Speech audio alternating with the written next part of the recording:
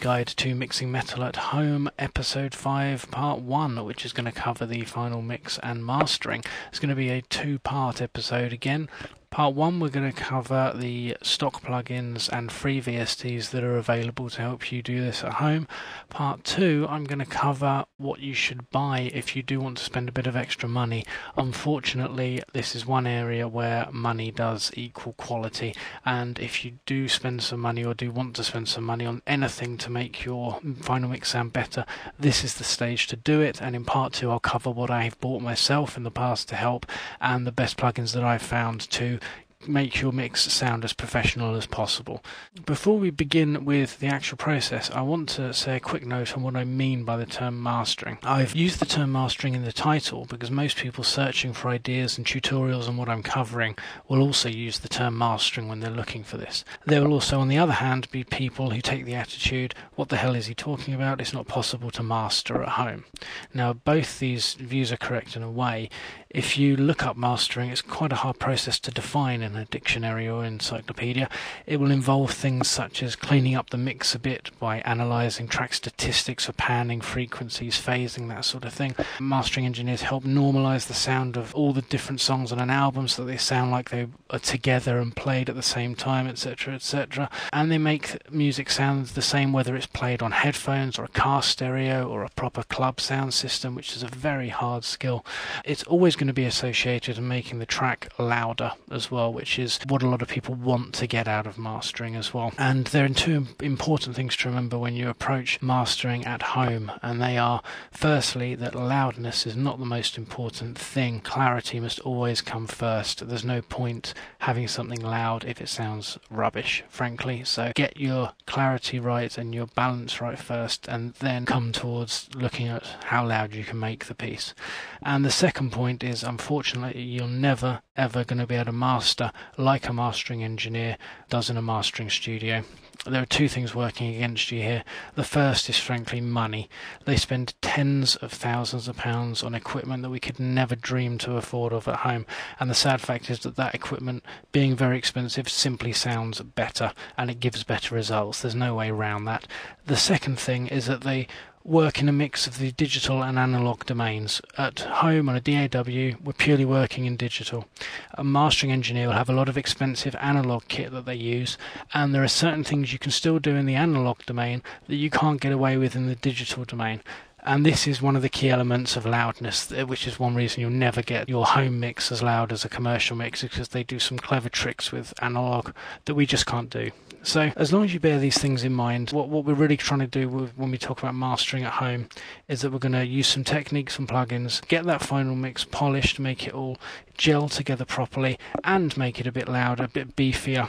So for simplicity, I'll refer to that process as mastering, even though some people may think that's not entirely correct. I think it can be fair to say that when everyone talks about mastering at home, that is what they mean. So with that covered now, let's get right onto it. I'll show you the plugins I use myself, and there is stuff we can do to get your mix sounding that little bit better, a bit more professional. So here we go. First thing I will say, just a quick tour of what I've done here. You can see these color-coded tracks. I've got the drums, bass, guitars, lead guitar, some ambient synths, and some vocals. These are tracks that I've worked with before, and you may be wondering where all the plugins have gone from there. What I've done, just purely for practical reasons for this tutorial, is I've bounced down everything just onto these simple stereo tracks. It's easier to work with on screen while I'm doing a tutorial. It also frees up some CPU power, so if you find you're using too many plugins, especially when you get to this final stage where you've got to add 4 or 5 more onto the end. In my case, I've got a 5 or 6 year old computer. It struggles to handle that many plugins. It can be fine to just bounce down what you've done so far. It's exactly the same as running it through the original tracks with the automation. What I've then done, as you can see with the green R's here, is I've done a little bit of automating just to make sure the levels of each track are where I want them to be throughout the song, and it's now ready for me to apply the final mix, everything that I need to glue it all together and make it sound a bit louder. One other point I will make is that I've worked consistently throughout these tracks with a resolution of 48,000 kilohertz and 24 bits. I really recommend you do that. 16-bit 44.1 is where you have to end up when you want to make your final compressor a CD, but up until that point, if you work in 48/24, you will tend to get a better, fuller sound. It sounds a bit more natural. It is actually audible, the difference, so don't dismiss that. Do work with the higher resolution where you can. So there are a few different plugins that most people will agree you should use when you're trying to beef up your final mix. If I bring this image up on screen, we can see there's reverb, multiband compression, equalizers, some sort of maximizer, a limiter always at the end to make sure you're not clipping, and some sort of frequency analyzer to help make sure it's a good visual representation to help you see that you're not making any big mistakes. There's no hard and fast rules as to what order you need to use these, although obviously the limiter has to go last. Other than that, there are some general preferences people have that say you shouldn't use compression before reverb, that sort of thing, but really it is down to preference. Changing the order around will have an effect on the sound, so it's worth you messing with some of these different orders and see which works best for your ears. I've chosen reverb first. The thing I like about reverb and using one reverb over all the tracks together is it helps bring it together, it glues it together, because it makes the ear think everything's being played in the same space at the same time. One point with the way I've done mine is that I did use some reverb on vocals, so I'm going to exclude vocals from the reverb processing. This I found doesn't have any detrimental effect. If anything, it sort of keeps all of the backing tracks, if you will, together as if they're in one space, and then the vocals with their slightly different reverbs sit on top. The reason I've chosen to do this is generally when you're adding reverb to the massive instruments in metal, you want to keep it very short, very tight reverb. On vocals, you can afford to have a slightly longer tail, a bit more density to the reverb. So that's the one case where I do like it to be different. If we look down on the mixer at the bottom here, I've got a group 1, which everything is being routed to except for the vocals. And on group 1, I have put a reverb.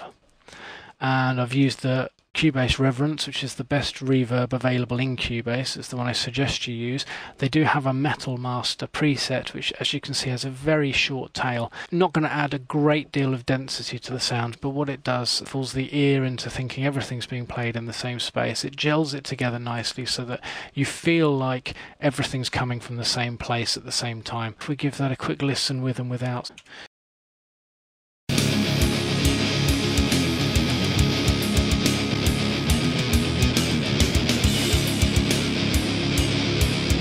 What that has tended to do is add a bit more to the bass end of things. Even though the bass tends to be cut off, it's got very low gain there, it's filled out that low end a bit more, added a bit more rumble, but in a good way, and everything feels just slightly more gelled together, even though reverb tends to add a bit more space.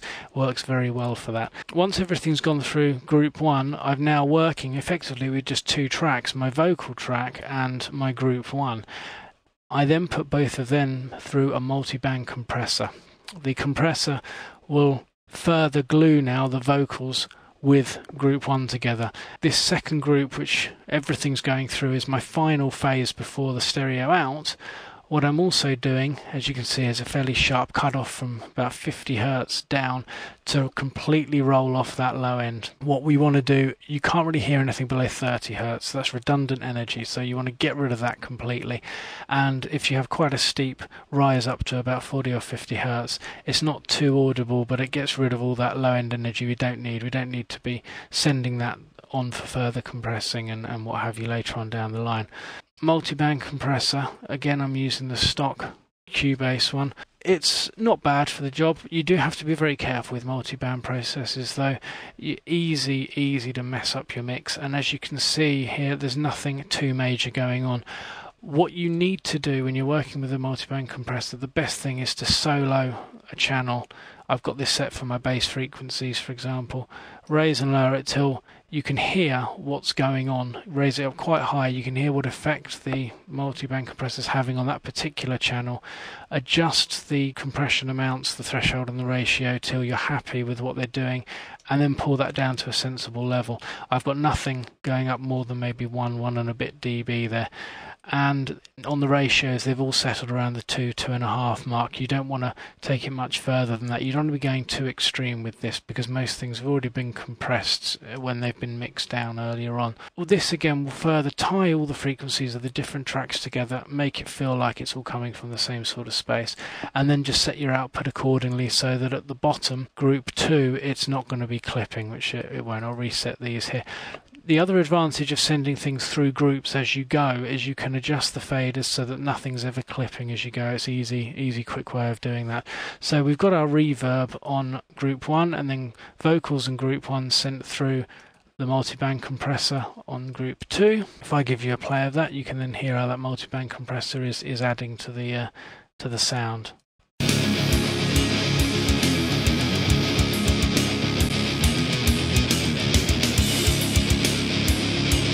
And you can see that has clarified things quite a bit. It's worked well to put things in their space, and used it ever so slightly as a bit of EQ as well to raise the high end a bit, because it was sounding slightly dull, but generally don't want to be doing that. I clipped just a tiny bit there, so I would normally go back and adjust that ever so slightly to make sure that wasn't happening. So there's your reverb and multiband compression between them, adding some nice sounds to that. That's all ready to go.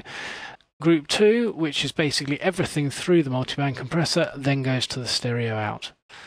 And on the stereo out, what I've got here, first of all, is a lovely free piece of kit called the GClip.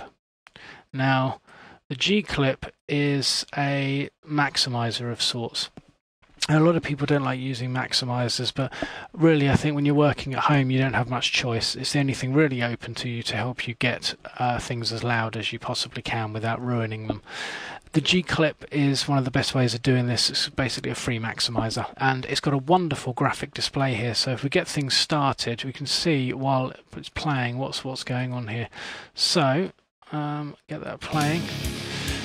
You can see the waveform here. This is what it would look like if I bounced down the waves, as it were, at the moment. As I increase the gain, you will see that there's an obvious increase in the volume there. And I'm going to bring that down a bit, the clip and the softness to change just the rate of the attack a bit. It softens it slightly, but you can see now, if I bring that gain back down again to 0, that's quite a bit different to how it looks when there's a lot of gain there. And I tend to not go more than about 5 dB, because that will end up making it sound a bit too squished. But you want to soften it slightly, soften the knee a bit, take the clip down slightly from 100%, and that makes a nice difference. It raises the volume really well without damaging the sound too much. It's raised it by about 4 dB or so in terms of its RMS loudness. How do I know that? I have an analyzer up here which is pretty good. This one is by Waves. This one is commercial. It does cost. The free one I mentioned, the Blue Cat Audio one, is just as good. This analyzer though, so you can see if I clear that and play without the GClip and then with it, we can see a visual representation of how this has made it louder. I don't think it's actually changed the sound too much, so it's really good, this GClip. But here we go, so you can see what's going on with this. Take that, make sure I'm in the right place there. Okay, that's going at about 16.5 under. Add GClip in, and you see it hasn't changed the frequency response too much, but it's taken us up to -12. Yes, added 4.5 dB as it said it would, actually. Down here 4.3 I've got it set to there, so that's really good. One other word on the frequency though, and something like GClip, is I have noticed occasionally they tend to raise the volume of the guitars more than any other type of instrument. I'm not sure if it's the type of frequencies, because guitars cover a wide frequency range. But you may need to find that after you've done GClip, you need to go back to your guitar sound a bit and just tweak the EQ slightly, because it can make it slightly harsh. Do bear that in mind, and don't just go crazy with GClip. Anything above 5 dB, you're going to start to hear some horrible squashing, so don't go too crazy with that. And furthermore, after you've added something like GClip, the reason a lot of people don't like maximizers is because using the technology they use, they add in a bit of noise. It's inevitable. They add in some artifacts that are called some unwanted frequencies, little noises that will occur just purely by the nature of what they do. A lot of purists say that's a bad thing, you shouldn't use it, but to be honest, to the layman, to my ears, it sounds fine. You may find, though, that it has added a bit of mud or it made it a bit harsh. So the next stage, definitely after something like GClip, is what's called a parametric equalizer. I, again, am using a Q10, which is one by Waves. The reason I'm using this, I actually didn't install the free one that I have recommended for you, but I've used it in the past. It's called the Nyquist EQ by Smart Electronics, magnus.smartelectronics.com. I'll put the link in the description for you. It will do the same job as this Q10, but really the reason you want a parametric is you need to get a very tight Q. What I mean by Q, if I take this point here and show you, put that up really high, you can see the valley that creates there. The Q is how that valley is affected. There we go. We can raise it up so it has an effect over a large frequency area, or we can pull it right in, and this is what we're interested in. With a good parametric EQ, you can pull the Q right up so that you're only affecting a very small band. So if you can find any frequencies you don't like, you can pull them right down without affecting too much of the sound around them.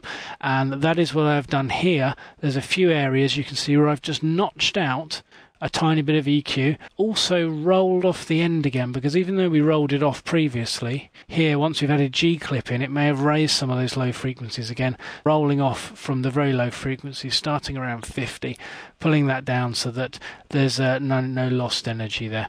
After the EQ, your final point is a limiter. This is the stock Cubase one, does the job perfectly well. A limiter, you do not want any of your digital signals to ever go above minus 0.1 dB. That's just a flat rule across the board. Some people even say minus 0.2. Something like this Cubase limiter would do that job for you. You don't need to increase the volume on the input. You can if you want. It will add work like a maximizer again, but it's not a very good quality maximizer, so I wouldn't recommend that. Set your output to minus 0.1. That would just make sure everything you've done up until this point will not make it clip. And that is the full procedure using stock plugins to get your sound sounding quite a lot better. The end result is quite a bit better than how it is before. What I'm going to do, it'd be a bit silly of me to be trying to mute all of these and show you a before and after, so I'm just going to take a sound clip that I've previously recorded and show you here a before and after of what it sounds like when you've added all of these plugins in. So here we go. This is the before, and then we add the plugins in now.